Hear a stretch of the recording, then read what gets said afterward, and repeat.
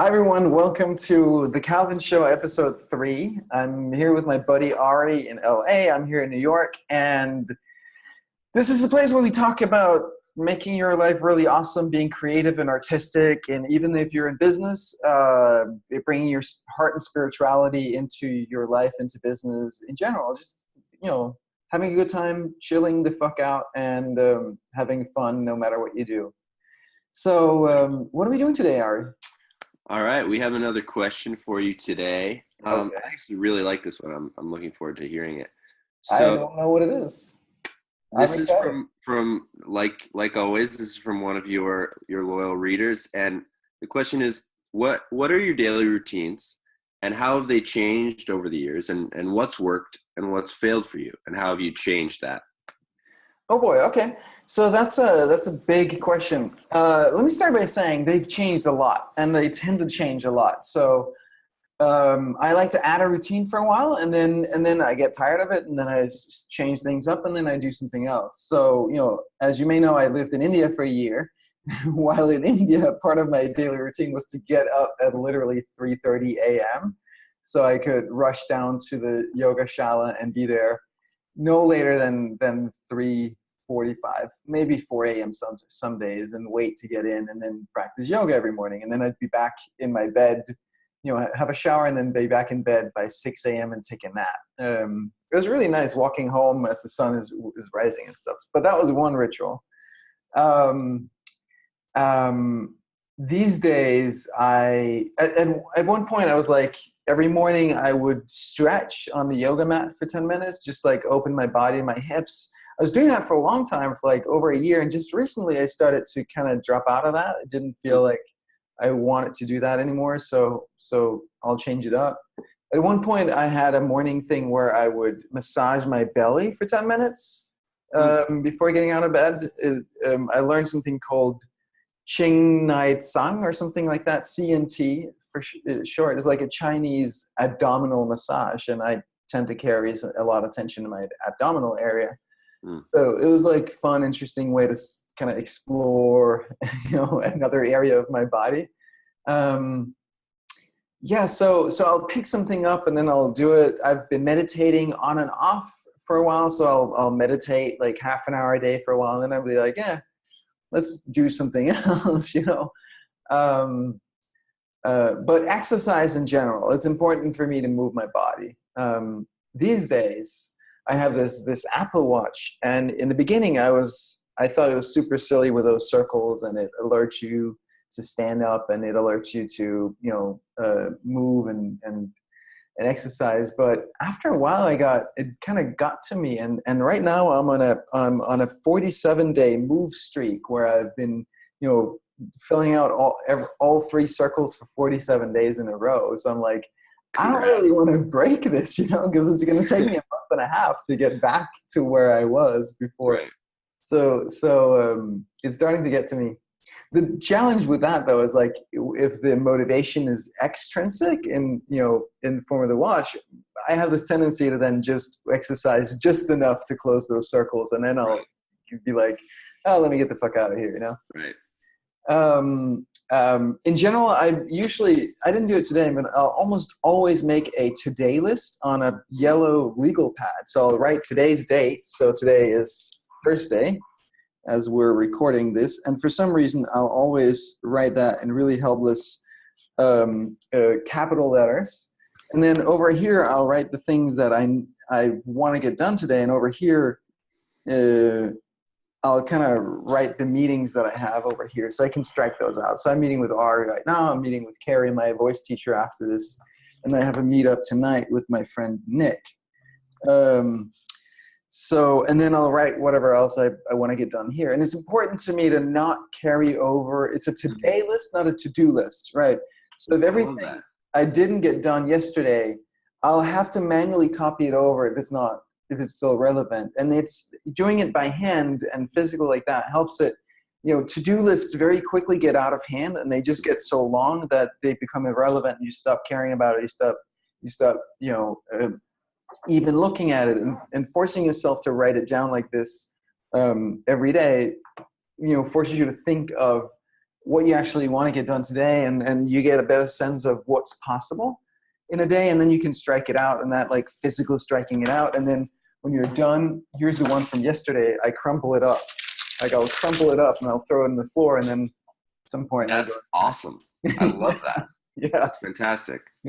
it's really nice. I like it. And another thing is like this idea of, at one point I was in the evening before going to bed, I would think through my tomorrow and like, what do I want to accomplish tomorrow? I think that can be a helpful thing too, still, but I don't do it. But I think it's important to not write your to-do list for tomorrow the day before, because your priorities might change overnight. Like allow, inspiration to tell you what you want to do with your day today instead of what you thought would be the right thing to do with the day yesterday. So I think that's important. What else? I try to get breakfast early. I drink 3 full glasses of water first thing in the morning.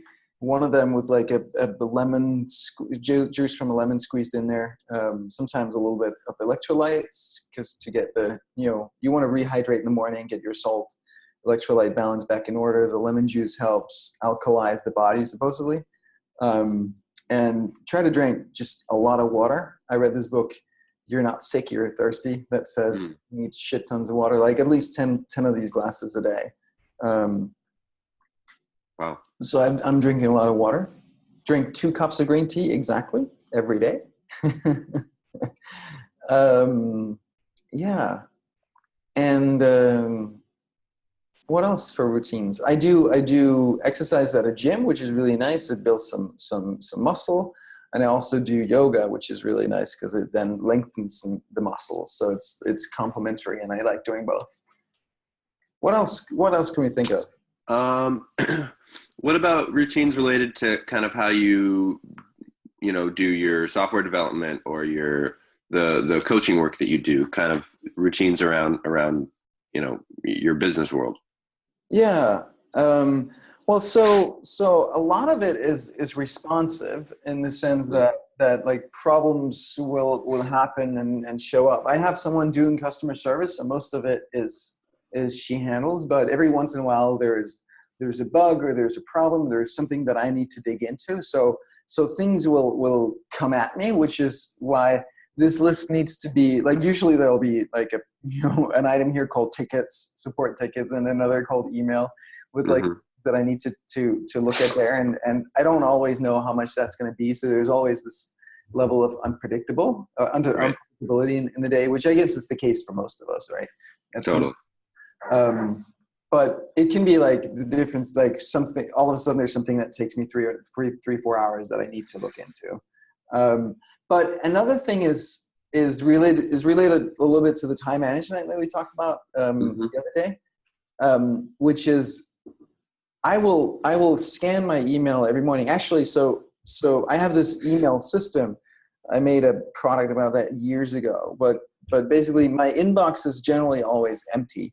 And so I'll scan through that first thing in the morning. I'll use Gmail. I'll look through all the subject lines and I'll star everything that I need to care about. And then I just select all. You can hit *A to select all, and Y. I use the keyboard shortcuts always, and Y to archive. And then you just like archive. I'll have like, 50 to 70 emails typically when I wake up in the morning. And so I just quickly scan through all of those, star the ones that I need to care about, and then archive everything else. And then it's gone. And then my inbox is empty. And it just takes a minute or two to do this. That's great. And then I use another email app because I hate the Gmail interface in the browser generally. It was great years ago, but it's awful now.